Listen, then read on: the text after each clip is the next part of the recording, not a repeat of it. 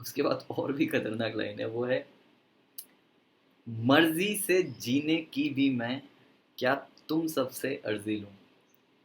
मतलब मुझे मेरी मर्जी से जीने की परमिशन भी मैं तुमसे लूं।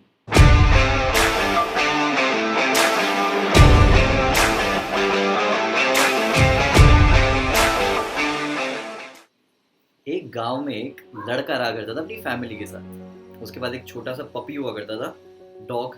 मुझे किसी ने मना किया कुत्ता वर्ड यूज करने के लिए, सो मैं नहीं कर रहा हूँ। सो वो अपने डॉगी के साथ एक गांव में रहा करता था। अब उसको इतना शौक था अपने डॉग को ट्रेन करने का कि वो डेली शाम को उसको तालाब के किनारे ले जाता था और कुछ ना कुछ चीजें फेच करना, पकड़ के, मतलब कुछ फेंकता था और वो डॉग जाके पकड़ के लेके आता था उस चीज को, क्योंकि वो उसको उस सीजन के लिए प्रिपेयर कर रहा था जब वो जाके डक्स को, तालाब में से बतख पकड़ के ला सके। क्योंकि उसका सपना था कि उसका डॉग जो है वो बेस्ट हंटिंग डॉग बन जाए, पूरी दुनिया उसकी तारीफ करे, और कुछ भी सिनेरियो हो उसका डॉग डक सीजन में सबसे ज्यादा डक्स, सबसे ज्यादा बतख पकड़ के लाए, जिससे उसका बिजनेस भी अच्छा चले और उसकी और उसके डॉग की तारीफ भी हो। दिन हो या रात हो, बहुत स्ट्रॉन्ग ट्रेनिंग करवाता था, बहुत विगरस ट्रेनिंग करवाता था अपने डॉग को वो। और डॉग ऐसा ट्रेन हो गया था कि वो कुछ नहीं करेगा जब तक वो लड़का उसको कमांड नहीं देगा।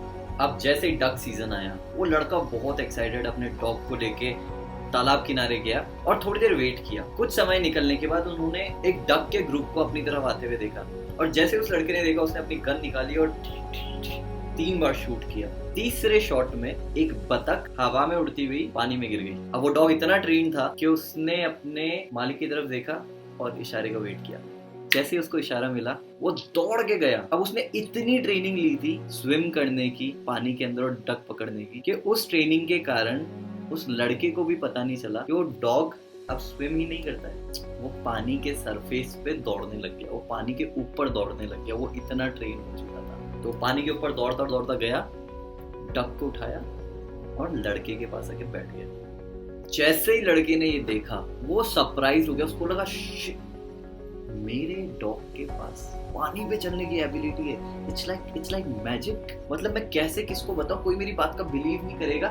मैं चाहता हूँ कोई आए यहाँ पे और मेरे डॉग को पानी के ऊपर दौड़ता हुआ देखे, तो मैं जो चाहता हूँ ना, मेरा नाम हो, मुझे लोग जाने, वो सब पूरा हो जाएगा अगर किसी ने भी मेरे डॉग को पानी के ऊपर दौड़ता हुआ देख लिया। सो लड़का अपने पड़ोसी के पास गया जो कि उसका रिलेटिव भी हुआ करता था। सो वो लड़का वहाँ पे गया और उसको बोलता है कि आप मेरे साथ हंटिंग के लिए चलोगे, मैं ना अकेला जाके बोर हो जाता हूँ और बहुत अच्छा सीजन चल रहा है, हम लोग बहुत सारी डक्स पकड़ेंगे, हमारा बिजनेस बहुत अच्छा चलेगा, घर पे खाना बहुत अच्छा बनेगा एंड ऑल दैट। पड़ोसी ने बोला, जो कि उसका रिलेटिव भी था, उसने बोला हाँ चलेंगे, कोई दिक्कत नहीं है। सो सुबह 7 बजे मैं आपको तालाब किनारे मिलता हूँ। उसने कहा डन। अब उसके इंटेंशन क्या थे, मुझे तो दिखाना है मेरा डॉग जो है वॉक कर सकता है पानी के ऊपर, और उसको पड़ोसी ने हाँ कर दिया। अब वो पूरी रात सो नहीं पाएगा, सुबह मैं दिखाऊंगा मेरा डॉग जो है वो पानी के ऊपर दौड़ सकता है। वो वेट कर रहा था कब सुबह होगी और मैं वहाँ पे जाऊंगा। जैसे ही सुबह हुई वो सब वहाँ पे जाके बैठ गए। अब सडनली उनको आवाज आई कि बहुत सारी डक्स उनकी तरफ आ रही है। गन निकाली, एक शॉट में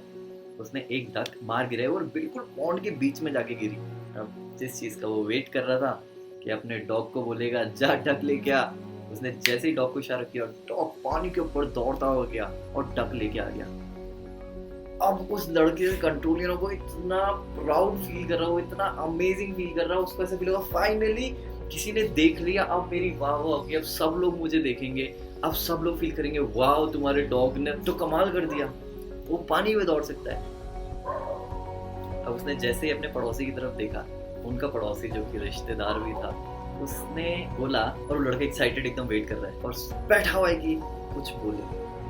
पड़ोसी ने बोला ये सब तो ठीक है लेकिन तुम्हारे कुत्ते को तैरना भी नहीं आता। सुनते ही लड़के का सारा कॉन्फिडेंस डाउन, और जिसको प्राउड था, कॉन्फिडेंस था, और जिसके कारण वो इतना खुश हो रहा था, उस इंसान की बात सुन के सब कुछ खत्म हो गया। और जहाँ वो सोच सकता था कि मेरा डॉग दुनिया का इकलौता डॉग है जो कि पानी पे दौड़ सकता है, इससे हटकर उस कमी पे चला गया कि मेरा डॉग तैर भी नहीं पाता।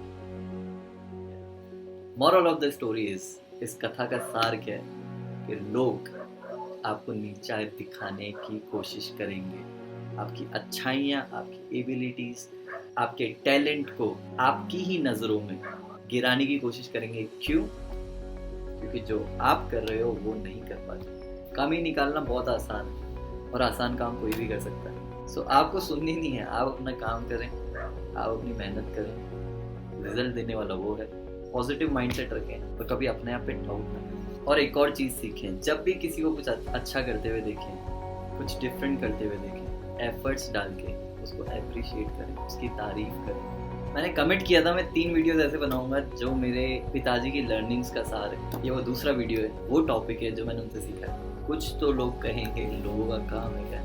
मेरे पिताजी एक ऐसे इंसान थे जिन्होंने अपनी पूरी ज़िंदगी अपने हिसाब से की। उनको जो सही लगता था, उनको जिस चीज़ से खुशी मिलती थी वो करते थे। उनके जाने के 3 महीने की पहली ज़िंदगी अगर मैं देखूँ तो उन्होंने ऐसे ऐसे काम किए जो खुद मैं देख के विटनेस करके सरप्राइज था। मतलब मुझे ऐसा लगता था कि आप बिल्कुल ही नहीं सोच रहे हो किसी को क्या लगता है, किसी को कैसा लगेगा, लोग क्या बोलेंगे, और आप वो कर रहे हो क्योंकि आपको इसमें खुशी मिल रही है। कुछ ऐसी चीज़ें उन्होंने करी थी जो कि मैं ऑफकोर्स इस प्लेटफॉर्म पे नहीं बता सकता, बट उसके बाद हमें काफ़ी लोगों ने बहुत कुछ बोला था। मेरे पिताजी ने एक बार भी थॉट नहीं डाला उसके ऊपर कि यार मुझे नहीं करनी चाहिए, लोगों को कैसा लगेगा, लोग क्या बोलेंगे। उनके जाने के बाद जब मैं वो चीज़ें याद करता हूँ तो मैं सोचता हूँ अगर उन्होंने ये 3 महीने में अगर ये सब चीज़ें नहीं की होती, या उससे पहले भी उन्होंने चीज़ें की है वो नहीं की होती, तो शायद मैं और वो ज़िंदगी में रिग्रेट करते, यार उस समय कर लेते तो अच्छा रहता। यार उस समय नहीं सोचते लोगों को क्या लगेगा, सोसाइटी क्या फील करेगी, सोसाइटी, वो 4 लोग क्या फील करेंगे, आस पड़ोसियों को कैसा लगेगा, ये क्या बोलेगा, वो क्या बोलेगा, वो तो क्या सोचेगा। हम रिग्रेट करते पूरी ज़िंदगी। सो उनसे मैंने ये सीखा है कि वो क्या सोचेंगे ये भी आप सोचेंगे तो वो क्या सोचेंगे। आप वो करो जो आपको खुशी देता है और किसी और को परेशान नहीं करता। ऐसा भी नहीं बन जाता भाई मेरे को खुशी मिल रही है करने से तो मैं तो करूँगा तेरी ऐसी की तैसी, नहीं, नॉट रिक्वायर्ड। आप वो करें जो आपको खुशी मिलती है और दूसरों को हार्म नहीं करता। एक बहुत खूबसूरत गाना है, मैं प्ले नहीं कर सकता, कॉपीराइट इश्यूज हो जाएंगे, बट आई वॉन्ट कि आपको बहुत अच्छे से जाके सुने। शायद आपने हज़ारों बार सुना होगा, कुछ लोगों ने नोट भी किया होगा। आई वॉन्ट कि आप फिर से वो जाएं, गाना सुने अच्छे से, और उस गाने को ऐसे सुने जैसे वो गाना आपकी ज़िंदगी बदल सके। उस गाने का नाम है साडा हक, रॉकस्टार मूवी से। उसके कुछ वर्ड्स बताता हूँ, ट्राई टू अंडरस्टैंड। तो उसके लिरिक्स हैं, तुम लोगों की इस दुनिया में हर कदम पे इंसान गलत, मैं सही समझ के जो भी करूँ तुम कहते हो गलत, मैं गलत हूँ तो फिर कौन सही है। उसके बाद और भी खतरनाक लाइन है, वो है मर्जी से जीने की भी मैं क्या तुम सबसे अर्जी लूं। मतलब मुझे मेरी मर्जी से जीने की परमिशन भी मैं तुमसे लूं, मतलब कि तुम सबका मुझ पे मुझसे भी ज्यादा हक है। और फिर उसने बोला साडा हक है तेरा हक। So I want you guys please इस गाने को ईयर प्लग्स लगा के सुनो, and it is just an amazing song. मतलब कि तुम सबका मुझ पे मुझसे भी ज़्यादा हक है। Crazy right. So again thank you for watching. Learning from my dad is, तुम्हें खुशी मिल रही है ना और उससे और किसी का कुछ बिगड़ नहीं रहा, उनको हार्म नहीं हो रहा, do that.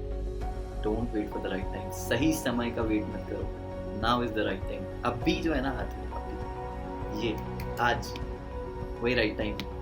And please please please वो क्या सोचेंगे, हम सोचेंगे तो वो क्या सोचेंगे, don't think about that. Do what makes you happy, जो आपको खुश रखता है, आपको खुशी देता है, आपके परिवार को खुशी देता है और किसी को हार्म नहीं करता, सिर्फ वो करें। वो क्या बोलेंगे, वो क्या सोचेंगे, कैसा लगेगा, सोसाइटी में क्या बातें होगी, अरे यार जिसका ये खराब है ना वो वैसे भी कुछ अच्छा नहीं सोच सकता आपके लिए, और जिसका ये सही है ना वो आप कुछ गलत करोगे तो आपको बता देगा, तो वो एक्चुअली आपका अपना है तो आपको आके बता देगा यार ऐसे नहीं कर, ये सही नहीं है। और जो आपका अपना नहीं है, जो आपके लिए अच्छा नहीं सोचता, आप कुछ अच्छा करोगे ना उसमें भी कमी नहीं करते। Okay, cheers.